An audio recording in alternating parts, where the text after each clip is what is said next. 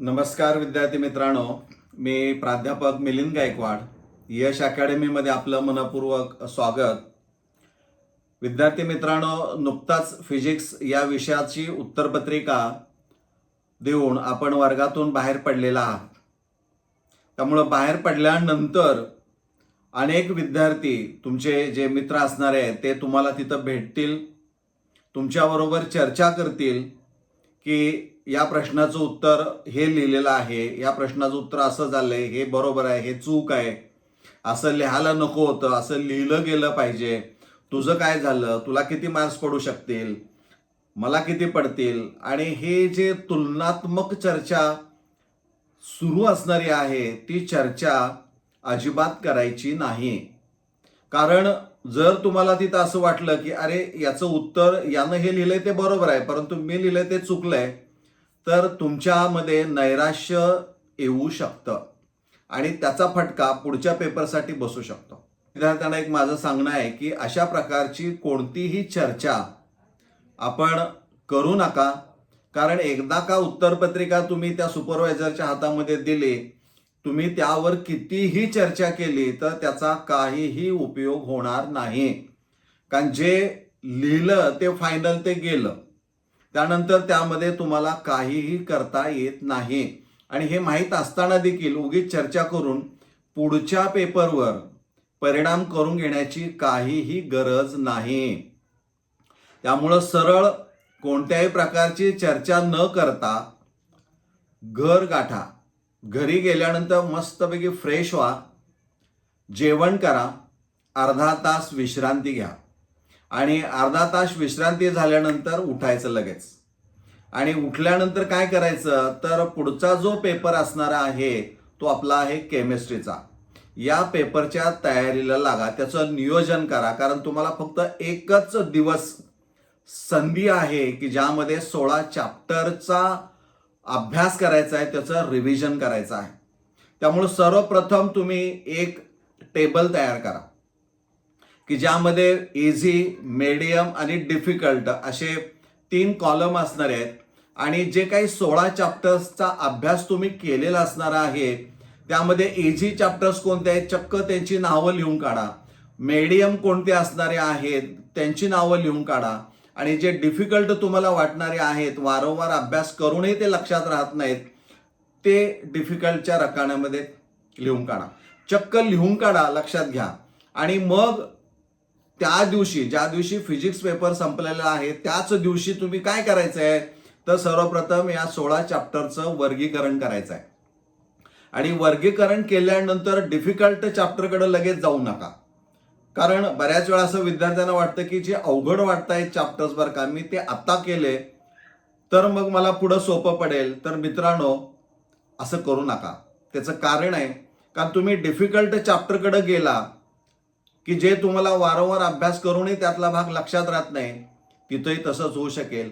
आणि कारण नसताना ज्या टॉपिक बद्दल तुम्हाला जास्त माहिती आहे, ज्याच्यावर चांगली तुम्ही उत्तरं लिहू शकाल, त्याही चॅप्टरवर परिणाम होऊ शकतो. त्यामुळे सर्वप्रथम वर्गीकरण केल्यानंतर इझी चॅप्टर जे असणारे आहेत, जे काही तुम्ही लिहिले असतील त्याचं पटकन रिव्हिजन करून घ्या. त्यामध्ये कुठं काय अडचण आहे का असेल तर ते दुसऱ्या एका कागदावर त्या चॅप्टरचं नाव लिहून काढा.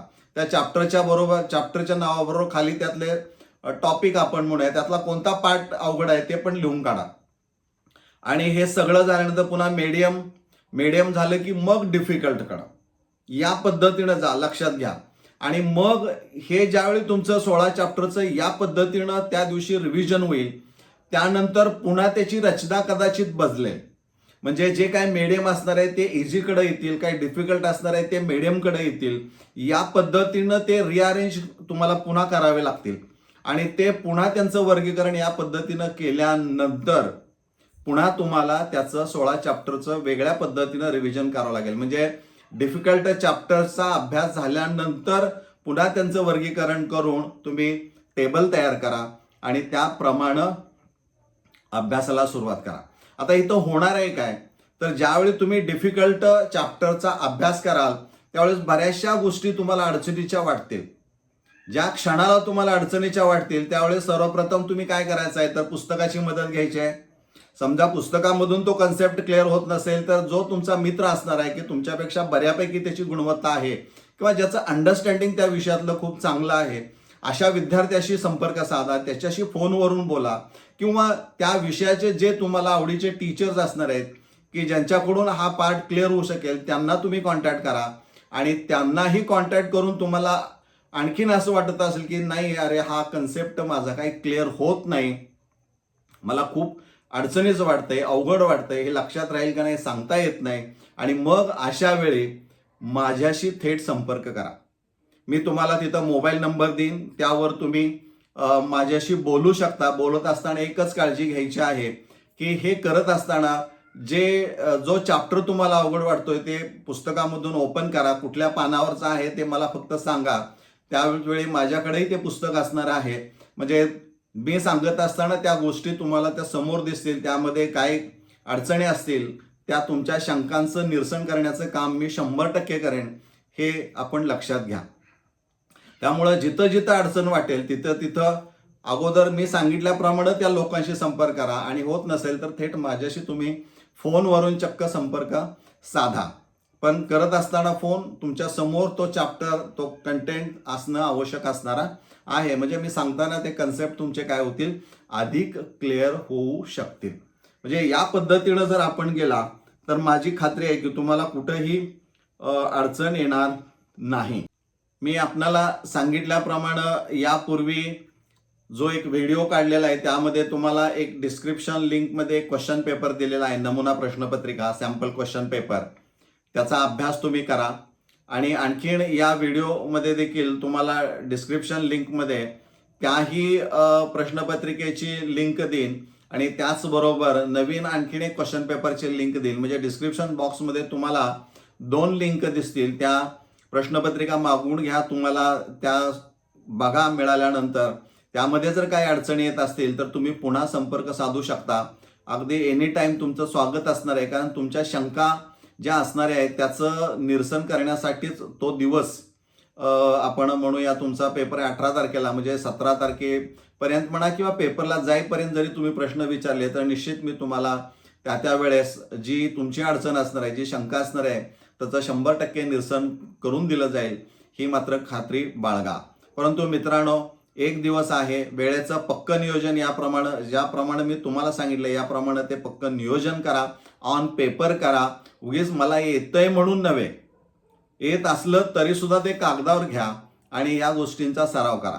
हे करत असताना साधारणपणे आकृत्या एकूण किती आहेत, फॉर्म्युले किती आहेत, त्यानंतर लॉज किती, स्टेटमेंट त्यांच्या डेफिनेशन स्वरूपामध्ये असणारे आहेत, ह्या सगळ्या गोष्टी तुमच्या डोळ्यासमोरून एकदा जाऊ द्या, म्हणजे तुम्हाला कुठेही अडचण येणार नाही. इलेक्ट्रॉनिक कॉन्फिगरेशन पक्क करा. डी ब्लॉक एलिमेंट जो असणार आहे 3D सिरीज, हे एकदा नीट नजरेखालून घाला, कारण ते अनेक चॅप्टरमध्ये 2-3 इनऑर्गॅनिकचे सगळे चॅप्टर त्याच्यामध्ये ते कदाचित ते कव्हर तुम्हाला करता येतील. म्हणजे पी ब्लॉक जो असणार आहे त्याला पण तिथं पण इलेक्ट्रॉनिक कॉन्फिगरेशन तुम्हाला लागणार आहे. ते एलिमेंट्स, ॲटॉमिक नंबर, त्यांचा सिक्वेन्स, हे पण गोष्टी लक्षात ठेवा. म्हणजे ज्या ज्या गोष्टी महत्त्वाच्या तुम्हाला वाटतात, ज्या वारंवार विचारल्या जातात, त्यातले 25% प्रश्न हे साधारणपणे या प्रश्नपत्रिकेमध्ये रिपीट झालेले आपल्याला पाहायला मिळतात. त्यामुळे विद्यार्थ्यांच्यावरचा बराचसा ताण हा कमी केला जातो. 100% नवीन प्रश्न असत नाहीत, कारण रिपीटेशन हे त्यात ठेवावं लागतं, कारण ही वार्षिक परीक्षा असणार आहे, ॲन्युअल पॅटर्न असणार आहे. त्यामुळं 16 चॅप्टरचा अभ्यास या विद्यार्थ्यांचा असणं आवश्यक असणार आहे. तर मित्रांनो, मला वाटतंय हे जे तुम्हाला मी सांगितलेलं आहे हे निश्चित तुम्हाला त्याचा उपयोग होणार आहे. हा व्हिडिओ पाहिल्यानंतर तुम्हाला जर आवडला असेल तर तो लाईक करा, शेअर करा, मित्रांच्यापर्यंत पोहोचवा. आणि जर चॅनल आपण सबस्क्राईब केलं नसेल तर सबस्क्राईब करा, कारण ही परीक्षा झाल्यानंतर पुन्हा CET-साठी देखील अनेक व्हिडिओज माझे उपलब्ध आहेत, ते बघा. आणखी नवीन तुमच्यासाठी उपलब्ध केले जातील. माझी खात्री आहे हे जे मी काय तुमच्याशी आता बोललेलो आहे, संवाद साधलेला आहे, याचा आपण निश्चित फायदा करून घ्याल, यामध्ये मला कोणतीही शंका वाटत नाही. मला वाटतंय आपण इथं थांबूया. धन्यवाद.